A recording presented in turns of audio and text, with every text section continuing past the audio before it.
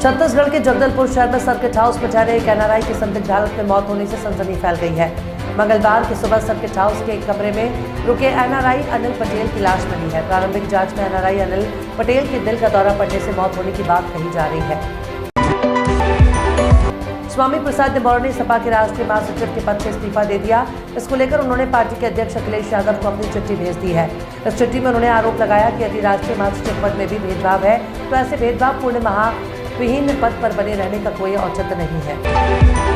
किसानों के इस आंदोलन को कांग्रेस पार्टी के समर्थन के सभी दावों को खारिज करते हुए पंजाब किसान मजदूर संघर्ष समिति के नेता सरवंत सिंह पढ़ेर ने बड़ा बयान दिया। उन्होंने साफ साफ कहा कि देश की सबसे पुरानी राजनीतिक पार्टी कांग्रेस भी किसानों की समस्या के लिए इतनी ही जिम्मेदार है जितनी भारतीय जनता पार्टी।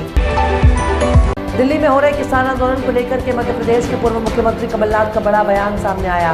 केंद्र सरकार पर निशाना साधते हुए कमलनाथ ने कहा कि मध्य प्रदेश की 70% अर्थव्यवस्था कृषि क्षेत्र पर आधारित है और किसान आर्थिक गतिविधि पैदा करते हैं। किराने की दुकान गांव में चलती है जब किसान की जेब में पैसा होता है।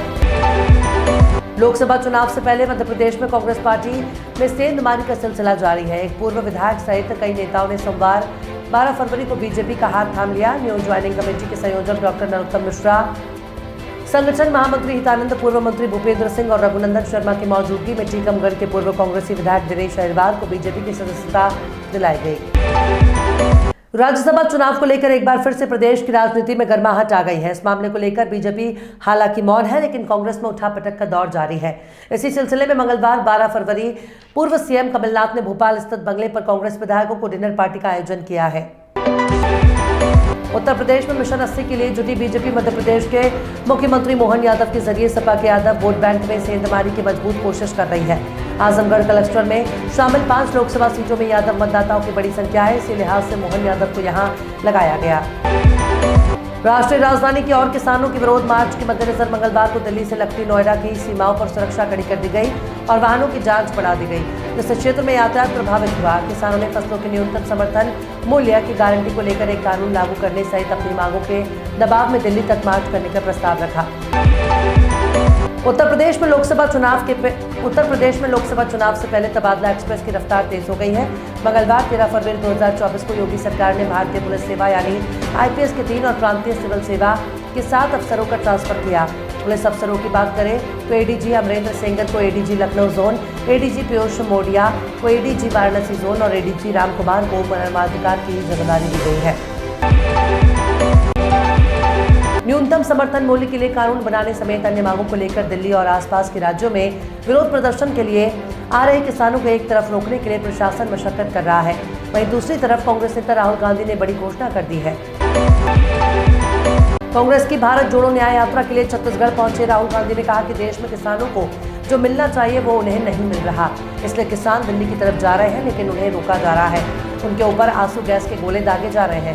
किसान सिर्फ ये कह रहे हैं हमारी मेहनत का फल हमें मिलना चाहिए। अपने घरों की सहूलियत छोड़ नौकरी पाने के लिए देश का युवा कहीं और किसी और शहर में रहने को मजबूर है।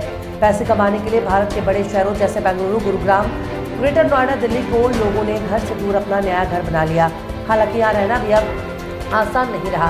कुछ ही साल में बड़े शहरों में रहने का खर्चा इतना ज्यादा बढ़ गया कि लोग परेशान होने लगे हैं।